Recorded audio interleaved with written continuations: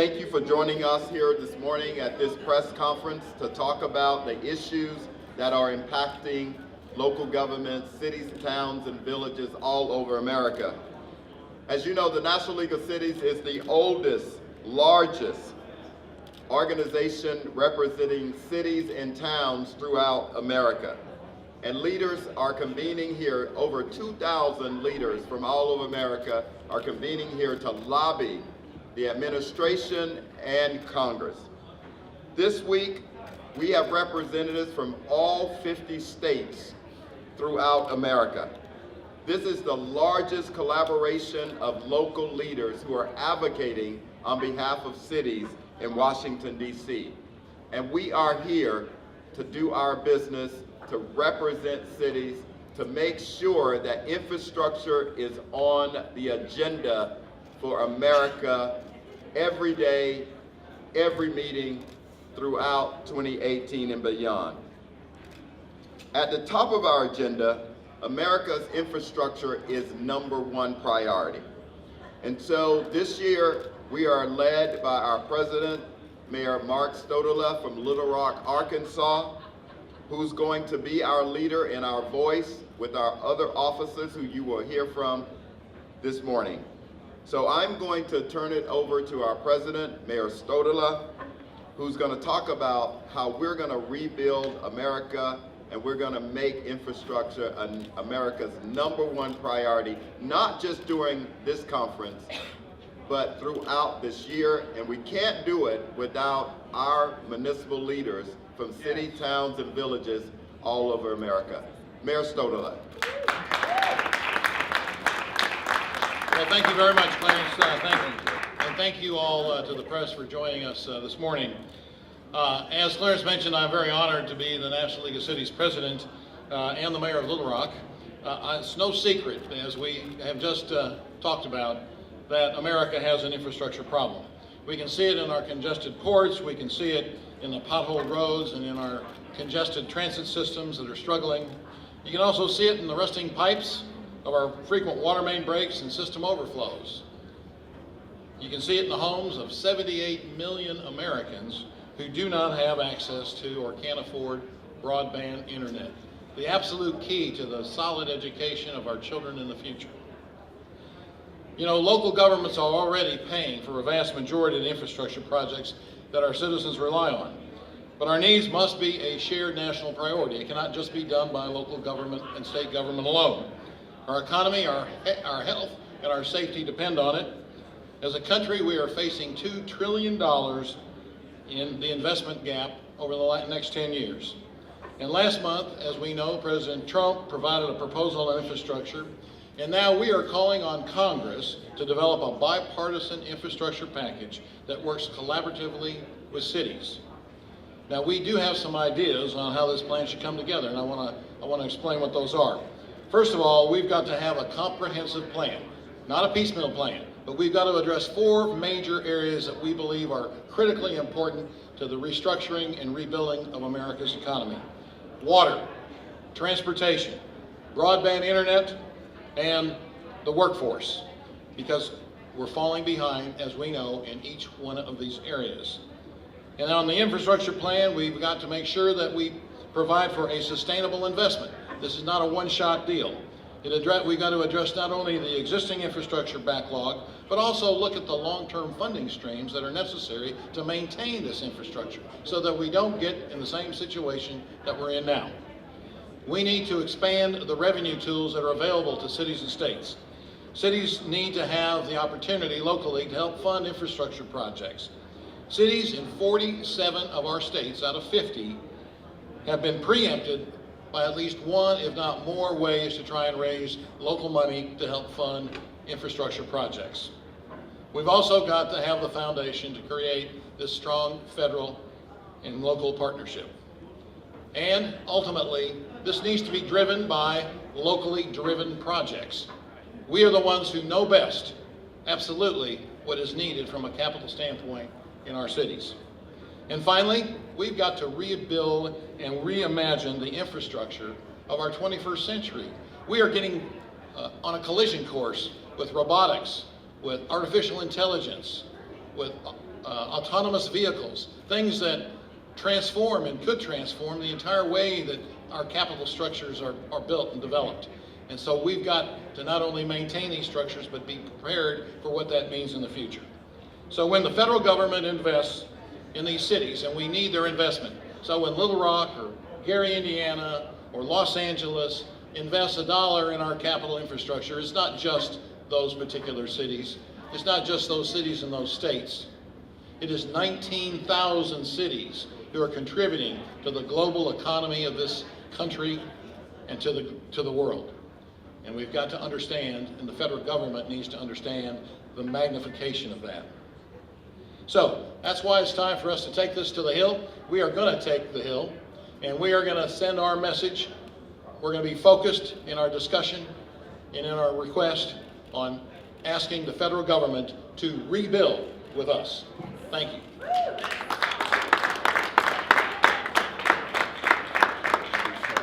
And now let me introduce my first vice president, the mayor of Gary, Indiana, Karen Freeman Wilson. Karen.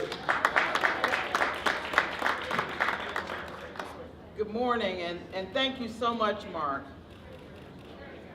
I'm Karen Freeman Wilson, as you know, and I'm the mayor of Gary, Indiana, and the first vice president of NLC. And I'm honored to serve you in this position. As you've already heard, infrastructure is not only the talk of the day, it's the talk of the week and of the year on behalf of our cities all over this country. As we talk about infrastructure, one of the key aspects of this conversation is, how will we pay for this infrastructure? Whether you are in a small city, and we saw in our earlier sessions that we have cities ranging in less than 5,000 people to over 250,000 people, we know that the size of your city certainly determines your ability to pay for the infrastructure you need. Your ability to pay doesn't change the need for that infrastructure, but it certainly determines our ability as local elected officials to deliver.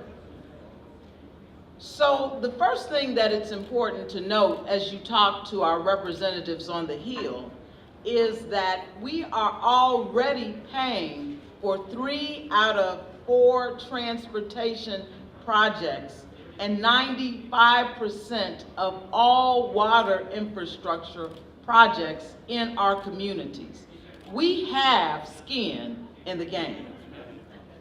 At the same time, we don't have all the tools that we need, and those of you who have states that preempt you from acting and making decisions around finance understand that we don't have the tools that we need to continue to pay for these projects. And then we know that the few tools that we do have are in jeopardy, as we saw with advanced bond refunding during this last Tax Reform Act. Whether you had the ability to save $100,000 or $500,000, those savings could arguably have been placed into infrastructure projects. So it does matter.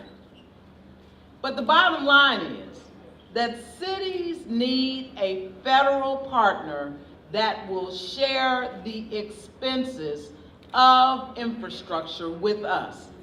And we would further say that for them to pay 20% and for us to pay 80% isn't a partnership at all.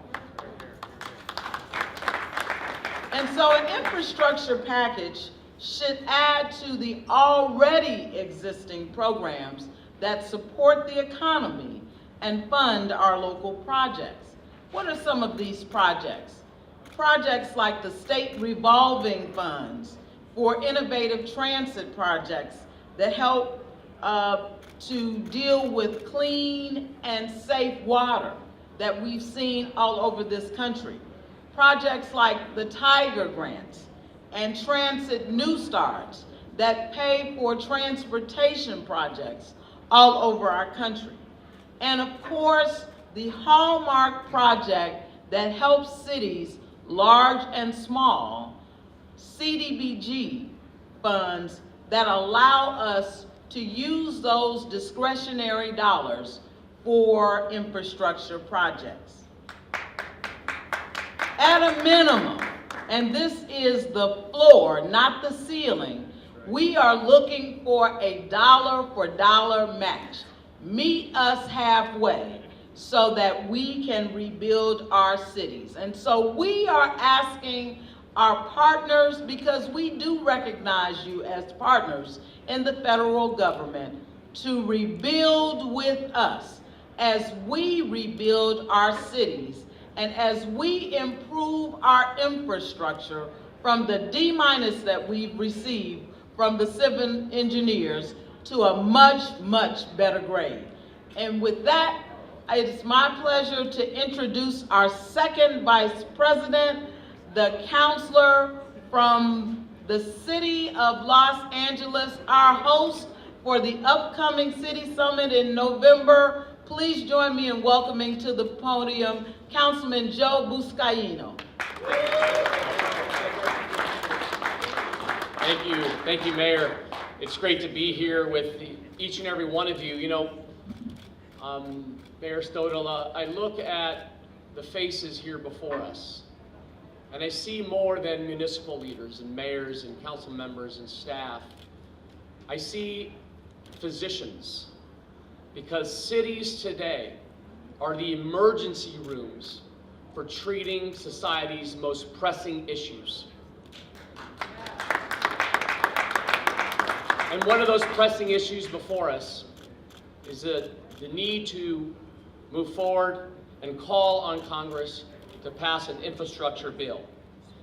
And I'm a former police officer, and so I know firsthand why infrastructure is so important to the safety of our communities around our country. From collapsing bridges to train derailments to the wildfires that burned my state last December, the need has never been greater for infrastructure that protects residents of all communities. Take bridges, for example. The need to rebuild and maintain our nation's bridges is staggering. More than 56,000 bridges are structurally deficient, and 41% are over 40 years old and have never seen reconstruction work. And I'll tell you this, I wouldn't feel safe driving my own family over a structurally deficient bridge. No family in America should have to take that risk. So rebuilding our roads is also a vital public safety issue. First responders heading to 911 calls to focus on emergency, not dodging the potholes along the way. Ambulances with trauma victims shouldn't have to navigate hazardous streets. And the more we wait on an infrastructure package, the more costly it'll be. But it's not just roads and bridges. We need to be innovative in our infrastructure, as you heard from our president, which includes investing smart city technologies like shock detectors, which can pinpoint gunfire in less than a second, and LED street lighting, which is brighter and longer lasting. When we talk about smart cities, you know, we're expecting autonomous vehicles. How can we program an autonomous vehicle to avoid a pothole? Think about that. Bottom line, colleagues, is this. We need the infrastructure that supports safe communities. Because without public safety infrastructure, you're not going to be able to attract new residents and businesses, and you won't be able to create an economy that you need to fund infrastructure. It's with great honor and pride to introduce my fratello, my hermano, the immediate past president of National League of Cities, Council Member Matt Zone from the City of Cleveland. My brother from another mother. Thank you, Councilmember Buscaino. I'm Matt Zone, Cleveland Council Member and immediate past president of the National League of Cities. And as you've heard from my colleagues, the infrastructure we're talking about today includes roads and bridges, but it also includes water and broadband and our workforce. And today, I want to talk about one of my passions as an elected official, and that's sustainability and resilience. Because reimagining America's infrastructure means planning and building for our future. We have to have the discipline as municipal leaders to think not about short-term needs, but what's in our best interest 20, 30, and 40 years down the road. And I don't need to tell you how extreme weather and sea level rise directly impact cities. From wildfires in California that my colleague, Councilmember Buscaino, knows something about, to tornadoes in Joplin, Missouri, where past President Colbert Kings had to deal with some major tornadoes, and to stormwater runoff in Miami. We all witnessed those high water situations earlier last year. You know, our infrastructure must take into account the impacts of climate change and extreme weather. And we've got to invest in durable infrastructure, not just infrastructure, durable infrastructure that doesn't need to be continuously rebuilt when every storm happens. And that's going to ultimately save taxpayers' dollars. That's what they entrust us to do. So it's important because 2017, it was the costliest year ever to weather and climate disasters in America, totaling more than $306 billion. Where all the adaptation and mitigation is happening, it's in cities. Cities are the innovators, and we are on the front line of making sure we have resilient infrastructure. So we need Congress and the administration to stand with cities and allow local governments to use federal infrastructure funding to plan, build, and create a more resilient future for our communities. Now I'd like to turn it over to our CEO, Clarence Anthony, who's going to take your questions. Clarence? Thank you very much. Don't we have a great leadership team representing cities all over America? We are ready to go. We are ready. So now, ask Bill, Bren, do you guys have it? Bill, you have any questions that you'd like to ask the press conference? This is your opportunity. Yeah, sure. I have a few actually. A few. Okay, go ahead. To start, will you be meeting? You mentioned meetings on the Hill. Are you meeting with anybody at the White House, and who and when will those meetings take place? I'm going to ask Irma Esparza Diggs, our Director of Federal Advocacy, to ask that question for us. Irma? Thank you. We will be meeting with administration officials, agency officials today and tomorrow. Members of our state leagues as well will be taking delegations, meeting with key members of Congress, depending on the state delegation, but also we will be, on Wednesday is our big Hill Day, where we will be meeting with leaders of the House and Senate, particularly key members of the infrastructure or the committees that would have oversight over infrastructure and funding that. Okay. No specifics you can add though about exactly who you'll meet with? Well, let me mention that the special counsel to the administration to the president, DJ Gribben, is going to be with us today, and we're going to be meeting with him and other senior officials on Thursday. We've been invited to go to the White House to discuss the infrastructure projects very directly. Let me also add that when the president released his infrastructure bill, we were the only association that was invited, that was in the room on that Monday when he released the bill. So we are engaged, and we're trying to fight hard with the administration on our #1 priority. We agree that we need a plan, and we need it funded. Sure. And so another question I have is, what parts of the president's infrastructure plan will you be urging lawmakers to either include or discard as they work on infrastructure legislation this year? You want to? Let me start off on that. Well, first of all, we recognize that the Highway Trust Fund needs some help. And so, #1, our policy has been to say that there needs to be an increase in the gas tax. It hasn't happened since 1993. There are many ways to structure it, so we're very open to how that might occur. The fact that there might be also user fees that can also be helping with the Highway Trust Fund. We recognize that the Harbor Maintenance Trust Fund is sitting there and is idle. It's not being used to maintain our seaports, which we think is very important. Certainly there are many other areas there. We think that all of that should be a part of an overall package. We hear from some of our leaders in Congress that they're not exactly embracing that at this point in time, but that's why we are going to be taking this message to the Hill. We believe that there are a lot of parts of that already in the package. Karen mentioned the Tiger grants and others that we think should be a part of a global package that represents that type of a commitment that the President has talked about in terms of having $1.5 trillion dedicated toward the infrastructure of our country.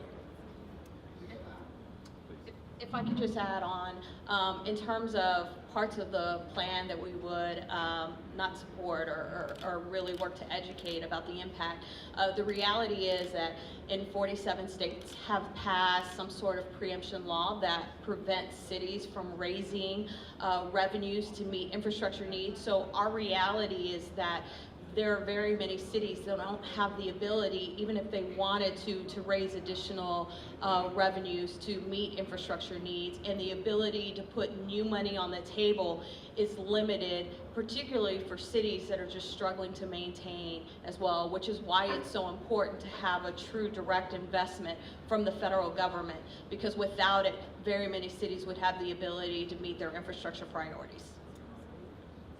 And let me just add, a good plan is not a good plan unless there's money connected with it. We have to have a real partnership, and Mayor Karen Freeman Wilson has already indicated, at minimum, we're asking for an equal partnership of 50% funding from the federal level to local governments. And so that is key to what we're working toward. That 50% partnership, that would be for any new grant programs they create? Is that where you're seeing? Well, yes, clearly in the plan, new money, yes. Can I touch on that? Yes, please. As indicated, the 80-20 split rather is off the table. Cities today, you see these municipal leaders in front of you are already carrying the burden on fixing infrastructure in our cities. Cities are being forced because of the inaction here in Washington, D.C. They're being forced to raise their sales tax. They're being forced to refinance their bond revenues. So an equal partner is an equal partner. The 80-20 split will not work out for our cities. Brent, any questions? Oh, Bill, you got? No, Okay, Brent, any questions? I'm just reading your name tag. Is that how you pronounce your name? Yeah. Okay, good. I'm from the country, so I kind of got, Go ahead. Can you talk some about seaport infrastructure and dredging, and whether that is how you see that fitting into the infrastructure package, or if that needs to go through the Corps of Engineers? Yeah, that's a perfect question for our second vice president. Go ahead, Port Caucus. I'll defer to them. Yeah. Okay. So we He's have got the Port of LA. we represent. We got inland ports. Yeah. So this is a tag team effort here. So the Port of Los Angeles, along with the Port of Long Beach, is number 9 or 10 largest in this entire world. The Port of Los Angeles is the largest seaport. And today, the Port of Los Angeles has advanced $1 million a day on infrastructure needs. So when you talk about the supply chain, transportation, goods movement, dredging of ports, we've been blessed to have a port that's dredged. Other parts of the country and other ports on the East Coast still is seeking those dollars to dredge their ports to be competitive. But at the same time, the Port of Los Angeles, when we talk about the Harbor Maintenance Harbor Maintenance Fund, we are a donor port. So between Long Beach and Los Angeles, both ports, we need to make sure that those dollars are being put back into these donor ports so that they can improve the ports and the infrastructure and terminal operations so that we can continue to move goods. The fact that 1 in 9 jobs in the Los Angeles region makes up what happens out of the port. 1 in 50 around this country is responsible for the port operations. So I'll defer now to the President, who's been an advocate for inland ports in the country. Thank you, Joe. I think it's important to note that from an export standpoint, the inland waterways of the country bring the commodities and goods of our heartland to these seaports for export. And 43% of all of those goods and commodities are transferred through our inland waterways. So it's very important that the funding mechanisms for inland waterways also be addressed through Waterways Act, the funding for the Corps of Engineers, the issue of keeping those of keeping those waterways dredged is so critically important. The locks and dams that allow us to transport these goods and services is so very, very important. And so it is equally important not to look just at the seaports on the East Coast, the West Coast, and the Gulf, but to also look at the hundreds of ports that we've got on the inland waterways throughout the country. Frank, any questions that you have? Mayor, what's your week going to be like? Say what? What's your week going to be like? Oh, you're a local. Oh, so you're a local press guy from Little Rock. All right, next. No. Frank Lockwood with the Arkansas Democrat Gazette. Thank you for that question, Frank. It's been a pretty easy week, no. Obviously, with over 2,000 delegates here and the opportunity to speak for 19,000 cities, it's a fast-paced opportunity to really press the message. And I think it's important to suggest that it is important to our cities, it's important to our colleagues. We've got several of our city directors here from Little Rock. They are beginning, I believe, to engage and understand that at the federal level, these issues translate down to the local level, and so much importance that we have. So I've got a pretty busy week. Looking forward to it. They've got me going from 7:30 in the morning till about 12:30 at night. So we're going to continue with that, and then I'll head back home and take care of the city. Let me follow up. If a solution isn't found on this infrastructure, if you don't come up with some kind of agreement with the administration, what are the consequences? Well, the consequences, and this is where we think that Congress is pretty tone deaf. I mean, the administration has said this is a priority. We know that we've had disaster after disaster, $300 billion worth of natural disasters in the last year. I mean, let's get serious about this. I mean, bridges collapsing in Minneapolis, wildfires in California, bridges collapsing in California as well on the interstates. I mean, are we going to wait for the next disaster to occur? It seems like Congress has got their feet in concrete and they need to take them out. So we're going to break that rock. We're going to knock them out of that concrete, and by golly, we're going to take it to them on the Hill, and we're going to continue to press the message until they understand that they've got to get with the program.